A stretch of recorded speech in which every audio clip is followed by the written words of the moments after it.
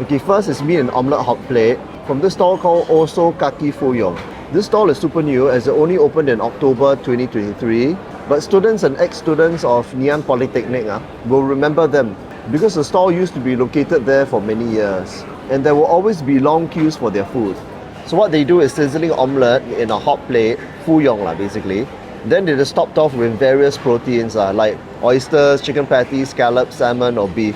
Then they pour on various sauces depending on what version you go for. There are 3 versions: Japanese curry, Korean cheese and teriyaki.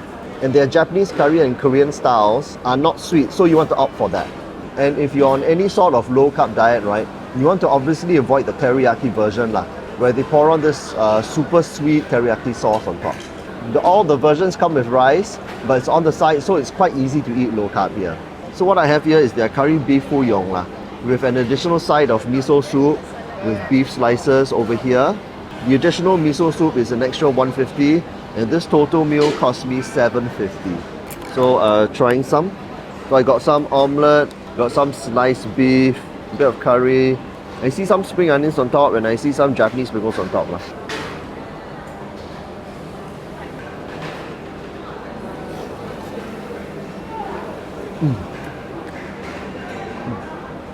The egg is reasonably fluffy and the curry is mild but still with a nice light flavor. Though as with any gravy, right, it tends to be thickened with a little bit of cornstarch. So you have to be aware of it and not overindulge in the sauce. Just the beef alone.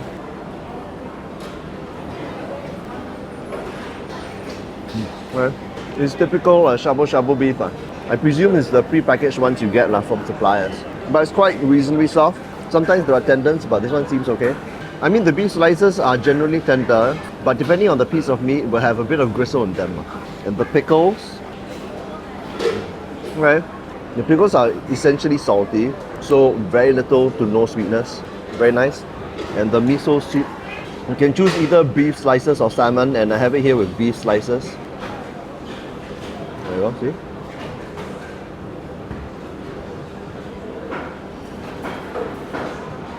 Okay. And it's fairly good. No sweetness, and the taste is that packet miso which is what you would expect when you're eating out. But it's nice that they jazz it up with some dried seaweed. They also throw in some soft tauhu. Their Korean range of dishes are also quite low carb. It's basically the same concept, but instead of curry, they use a reduction of gochujang, Korean chili paste, and they add some processed cheese on top, or some mayonnaise, which I would avoid personally.